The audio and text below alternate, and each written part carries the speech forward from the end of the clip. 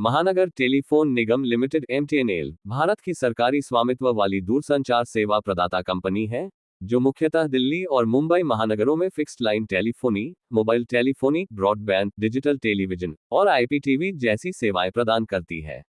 Company की स्थापना 1 अप्रैल 1986 को हुई थी, जिसका मुख्य उद्देश्य दूरसंचार सेवाओं की गुणवत्ता में सुधार, नेटवर्क का विस्तार और नई सेवाओं की शुरुआत करना था। एमटीएनएल का मुख्यालय नई दिल्ली में स्थित है। पिछले 3 वर्षों में एमटीएनएल की वित्तीय स्थिति और विकास इस प्रकार रहा है।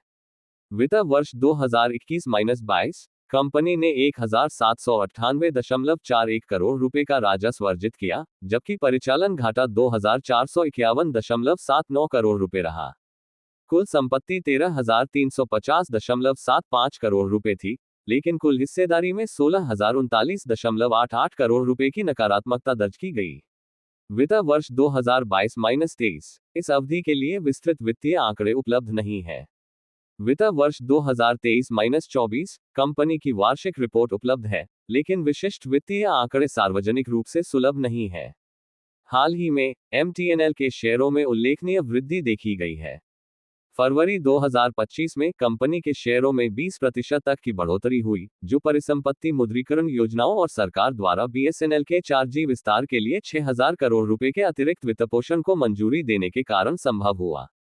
एमटीएनएल वर्तमान में वित्तीय चुनौतियों का सामना कर रही है, जिसमें उच्च ऋण भार और परिचालन घाटा शामिल है। कंपनी अपनी संपत्तियों के मुद्रीकरण और बीएसएनएल के साथ एकीकरण के माध्यम से वित्तीय स्थिति में सुधार के प्रयास कर रही है। 1 जनवरी 2025 से एमटीएनएल के संचालन बीएसएनएल को स्थानांतरित कर दिए गए हैं, जिससे दोनों कंपनियों के बीच एकीकरण की प्रक्रिया पूरी हो गई है। एमटीएनएल की स्थापना के बाद से कंपनी ने दिल्ली और मुंबई में दूरसंचार सेवाओं के विस्तार और गुणवत्ता में महत्वपूर्ण योगदान दिया है।